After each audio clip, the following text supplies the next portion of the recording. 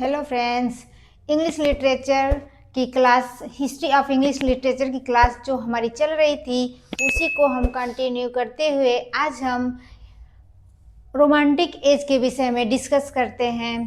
तो चलिए देखते हैं। रोमांटिक एज 1798 से लेकर 1837 तक के एज को कहा जाता है। तो कभी कभी पूछ देता है कि रोमांटिक एज का टाइम क्या है, कब से कब तक हम रोमांटिक एज कहते हैं। तो 1798 से लेकर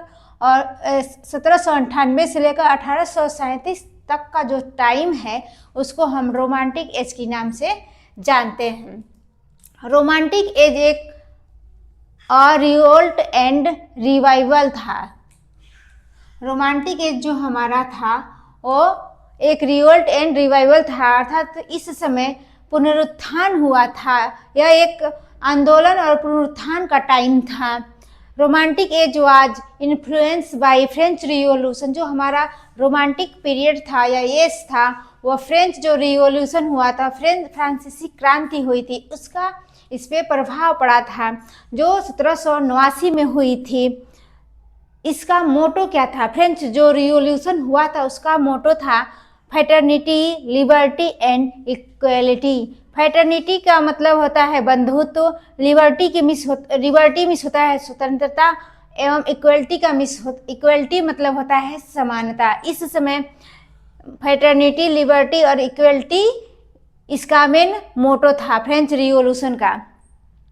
romantic as begin from 1798 with publication of lyrical ballot. Main रूप से माना जाता है कि जब लिरिकल बैलेट पब्लिश हुआ था उसी समय से हमारा रोमांटिक एज स्टार्ट हुआ। तो जब लिरिकल बैलेट हमारा पब्लिश हुआ था 1798 में, तो 1798 को ही हम रोमांटिक एज का शुरुआत मानते हैं।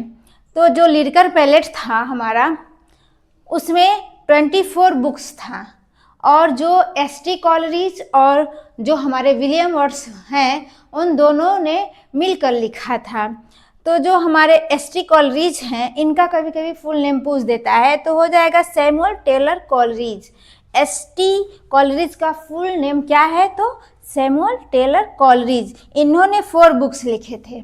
एस.टी. कॉलरिज ने कितने बुक लिखे थे? 4 बुक लिखे थे। तो फर्स्ट बुक पूछे कि जो हमारा लिरिकल बैलेट था उसका फर्स्ट बुक कौन सा था, तो हम कहेंगे the rime of ancient mariner. The rime of ancient mariner ये फर्स्ट बुक था। वो किस पे बेस्ड था? इमेजिनेशन पे। इसमें इमेजिनेशन पे आधारित बातें इसमें मतलब वो लिखी गई थी, ये इमेजिनेशन पर आधारित था। और जो हमारे एस.टी. कॉलरिज है ये इमेजिनेशन बेस वर्क लिखते हैं। वहीं जबकि विलियम वर्ड्स थे हमारे, उन्होंने 19 बुक्स लिखे। इसका जो लास्ट बुक था वो टिंटन एबी था। टिंटन एबी मेमोरी बेस था। इस पे मेमोरी बेस जो इसके बारे में जो इस बुक में लिखी गई थी तो वो मेमोरी बेस थी। तो कभी कभी पूछ देता है कि जो हमारा टिंटन एबी है वह किस नदी, इसमें किस नदी के बारे में बात की गई है?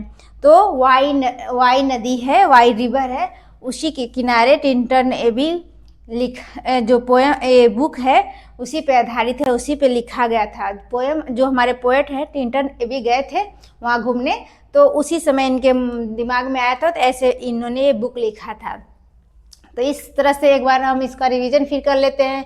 Romantic as was a revolt and revival. Romantic जो एज था वह एक आंदोलन और पुनरुत्थान का टाइम था। Romantic as was influence by French revolution जो 1789 में हुआ था। जो रोमांटिक एज था उस पर जो फ्रेंच रिवॉल्यूशन हुआ था उसका प्रभाव पड़ा था।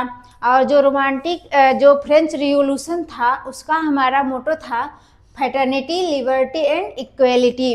Romantic as begin from 1798 with publication of lyrical ballads. जो लिरिकल बैलेट पब्लिश हुआ था उसी टाइम से हमारा जो रोमांटिक पीरियड है या एज है उसी से माना जाता है कि इसका रोमांटिक एज स्टार्ट हुआ। तो लिरिकल बैलेट में कितने बुक हैं? 24, और जिसमें से 19 बुक हमारे विलियम वर्ड्स लिखे हैं और 4 बुक एस.टी. कॉलरिज लिखे हैं। एस.टी. कॉलरिज का फुल फॉर्म हो जाएगा सैमुअल टेलर कॉलरिज। इसमें फर्स्ट जो बुक था वो था द राइम ऑफ एंशिएंट मॉरिनर, ये इमेजिनेशन पे आधारित था। वहीं जबकि लास्ट बुक है टिंटन एबी, जिसको विलियम वर्ड्सवर्थ ने लिखा है, ये मेमोरी बेस्ड क्वेश्चन है। तो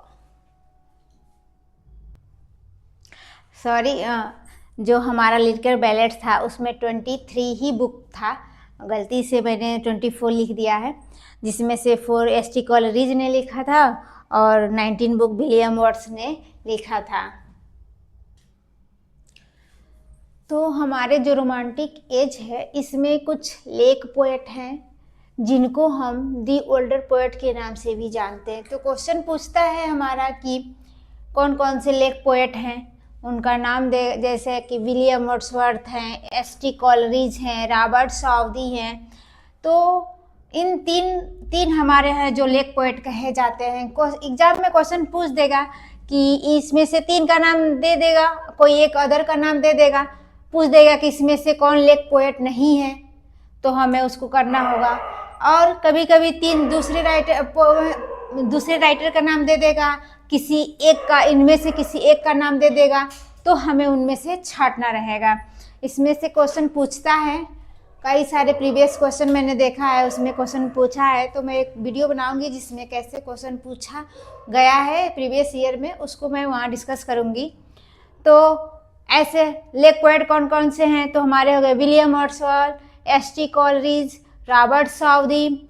जो एस.टी. कॉलरिज है इनका एक वर्क है बायोग्राफिया लिटरेरिया।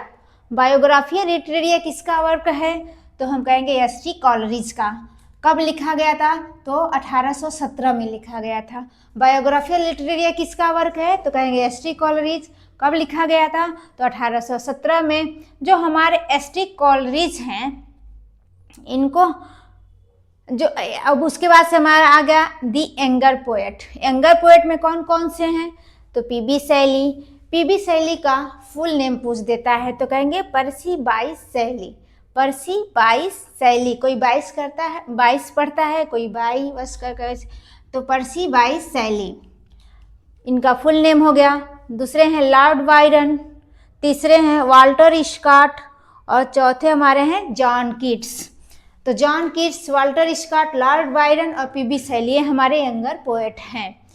जो लॉर्ड बायरन है ये रिवोल्यूशनरी पोएट कहे जाते हैं। कैसे पोएट हैं, तो रिवोल्यूशनरी पोएट। ऑप्शन में दे क्वेश्चन पूछ देगा कि कौन हमारे रिवोल्यूशनरी पोएट है, तो लॉर्ड बायरन।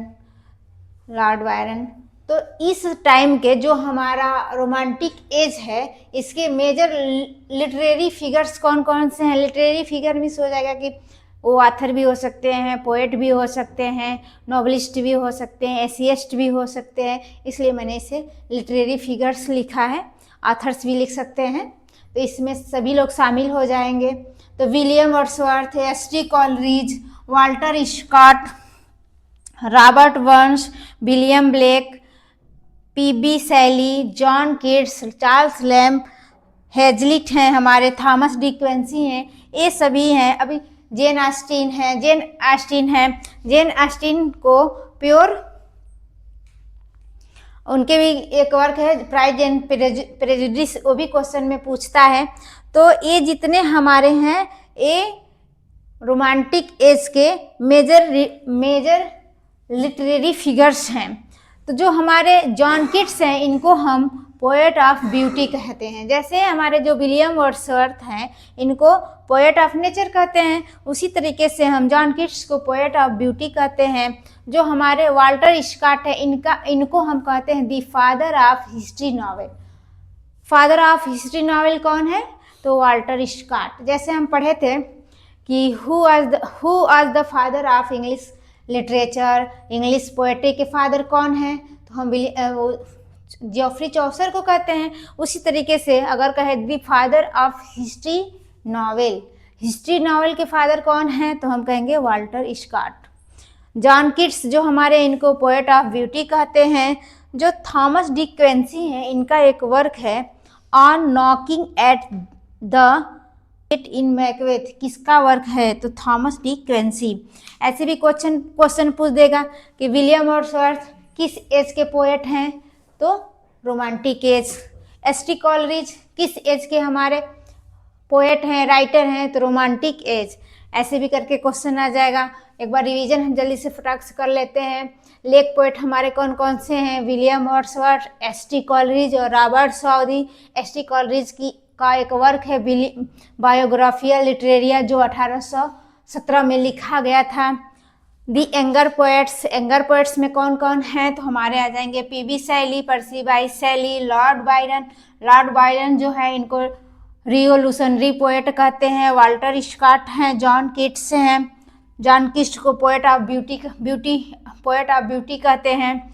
वही जो हमारे मेजर लिटरेरी फिगर्स है इसमें विलियम वर्ड्सवर्थ हैं, एस.टी. कॉलरिज हैं, वाल्टर स्कॉट हैं। वाल्टर स्कॉट को हम दी फादर ऑफ हिस्टोरिकल नॉवेल कहते हैं। रॉबर्ट बर्न्स हैं, विलियम ब्लेक हैं, पी.बी. शैली हैं, जॉन किट्स हैं, चार्ल्स लैम्ब हैं, हेजलिट हैं, थॉमस डी क्वेंसी हैं, जेन ऑस्टिन भी आती हैं। तो ये सब हमारे रोमांटिक एज के ऑथर्स हैं। इसके विषय में कुछ और इम्पोर्टेंट पॉइंट्स हैं जो मैं नीचे लिखवाती हूँ। रोमांटिक एज के जो इम्पोर्टेंट लिटरेरी फिगर्स है उसमें जेन ऑस्टिन भी इम्पोर्टेंट रोल अदा करती हैं। इनको हम कहते हैं प्योर नॉवलिस्ट। अगर क्वेश्चन पूछे कि प्योर नॉवलिस्ट किसको कहते हैं तो हमारा आंसर होगा जेन ऑस्टिन। इनका ये लिखती थी डोमेस्टिक नॉवेल लिखती थी जिसका थीम होता था love, marriage, humour and satire. Love, marriage, humour और सटायर इनके जो वर्क होते थे उसका थीम होता था। इनका एक वर्क है प्राइज एंड प्रेजुडिस जो 1813 में लिखा गया था। तो पूछ देता है कि प्राइज एंड प्रेजुडिस किसका वर्क है? तो जेन ऑस्टिन का। इनको और किस नाम से जानते हैं? तो प्योर नॉवलिस्ट। ये डोमेस्टिक नॉवेल लिखती थी जिसका theme love, marriage, satire, humour होता था। इम्पॉर्टेंट पॉइंट्स इसमें कुछ है तो मैं उसको उस पर हम लोग डिस्कस कर लेते हैं। जैसे कि जो मैथ्यू अर्नोल्ड थे वो 18th सेंचुरी को an age of prose and reason बोला था। तो क्वेश्चन में केवल पूछ देगा कि an age of prose and reason किसने कहा था? तो मैथ्यू अर्नोल्ड ने कहा था। किस सेंचुरी को कहा था? तो 18th सेंचुरी को कहा था। इस तरह से क्वेश्चन पूछ देगा। अब 18th century is known as the golden age for prose के लिए जो गोल्डन एज था वो किस सेंचुरी को हम जानते हैं? ऑप्शन में दे देगा 18th, 16th, 15th ऐसे करके दे देगा। तो जब हमें पता रहेगा तो हम अपना कर लेंगे। तो जो हमारा 18th सेंचुरी था उसे हम गोल्डन एज फॉर प्रोज के लिए जानते हैं। प्रोज के लिए यह एक हमारे लिए गोल्डन एज था। जो हमारे सैमुअल रिचर्डसन हैं उनका एक वर्क है पामेला। जो हमारे सैमुअल रिचर्डसन हैं उनका वो एक वर्क है पामेला जो 1700 कहीं कहीं आपको 40 मिलेगा, कहीं कहीं 1741 में लिखा गया था। Is known as the first true novel in English literature. English literature में फर्स्ट ट्रू नॉवेल के नाम से जाना जाता है। इसको ही हम कहते हैं one of the best novel of 18th century. यह 18वीं शताब्दी का सबसे अच्छा नॉवेल माना जाता था। इसको और हम क्या कहते हैं? इसी नॉवेल को हम कह सकते हैं सेंटिमेंटल नॉवेल। तो पूछ देगा कि जो हमारा पमेला है उसका सब टाइटल क्या है या दूसरा नाम क्या है? तो सेंटिमेंटल नॉवेल। वह कौन सा नॉवेल है 18th सेंचुरी का जिसे बेस्ट नॉवेल के नाम से हम जानते हैं? तो हमारा हो जाएगा पमेला। पमेला किसने लिखा था? तो सैमुअल रिचर्डसन ने लिखा था। कब लिखा था? तो 1840 या 41 ऑप्शन में रहेगा। बहुत सारा क्वेश्चन पूछ रहा है कि कौन सा वर्क कब लिखा गया था, उसको क्रॉनिकल ऑर्डर में लिखने के लिए दे रहा है।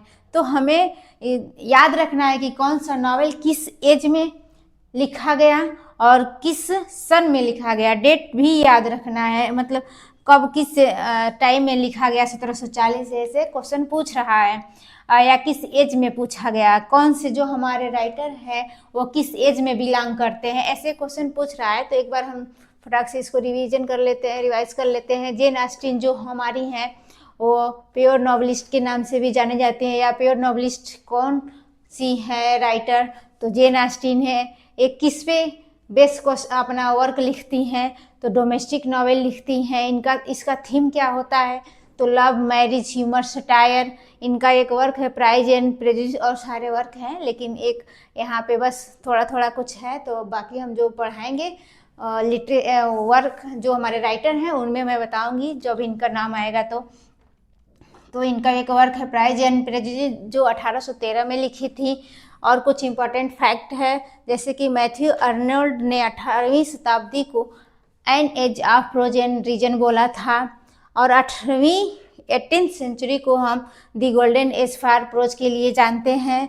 सैमुअल जो रिचर्डसन है वो पमेला लिखे थे, जो 1740 से 41 में लिखे थे। इसको हम the first true novel in English literature में जानते हैं कि इंग्लिश लिटरेचर में फर्स्ट ट्रू नॉवेल कौन सा है, तो हमारा हो जाएगा Pamela. One of the best novel of 18th century का ये सबसे अच्छा नावल माना जाता है। इसे और किस नाम से जानते हैं, या किस नाम से क्या कहते हैं, तो सेंटिमेंटल नावल। इस तरह से हमारा हेनरी फील्डिंग जो हमारे हैं greatest novelist of 18th century, जो हमारे हेनरी फील्डिंग है उनको हम greatest novelist of 18th century, 18वीं शताब्दी के सबसे ग्रेटेस्ट नॉवलिस्ट कौन है, तो हमारे हो जाएंगे हेनरी फील्डिंग। हेनरी फील्डिंग को जो सर वाल्टर स्कॉट थे वो क्या बोले दी father of English novel. Father of English novel कौन है, तो हेनरी फील्डिंग। किसने कहा, सर वाल्टर स्कॉट ने। वहीं पूछ दिया दी फादर ऑफ इंग्लिश लिटरेचर, तो जॉफ्री चौसर हो जाएंगे। दी फादर ऑफ इंग्लिश पोएट्री, तो जॉफ्री चौसर। लेकिन दी फादर ऑफ इंग्लिश नॉवेल कह दे तो हमको याद रखना है कि हेनरी फील्डिंग। वहीं पूछे दी फादर ऑफ इंग्लिश क्रिटिसिज्म, तो हमारे जॉन ड्राइडन हो जाएंगे क्रिटिसिज्म में। अब इनका जो एक लास्ट नॉवेल था अमेलिया, हेनरी फील्डिंग का लास्ट नॉवेल था अमेलिया। अमेलिया किसका नॉवेल है, तो कहेंगे हेनरी फील्डिंग को। हेनरी फील्डिंग को क्या कहा जाता है, तो the greatest novelist of 18th century. Walter Scott ने हेनरी फील्डिंग को क्या बोला था, तो the father of English novel. Henry Fielding का लास्ट नॉवेल कौन सा है, अमेलिया। ये भी कभी कभी क्वेश्चन आता है कि the precursor of romantic movement are Robert Burns and William Blake. Precursor मिस होता है पूर्वज। प्रिकर्सर मिस क्या होता है, पूर्वज। जो रोमांटिक मूवमेंट था उसके प्रिकर्सर कौन थे, तो एक रॉबर्ट बर्न्स है, दूसरा विलियम ब्लेक थे।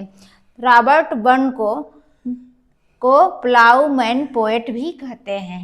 क्या कहते हैं, आल्सो नोन, जाना जाता है प्लाउमैन पोएट।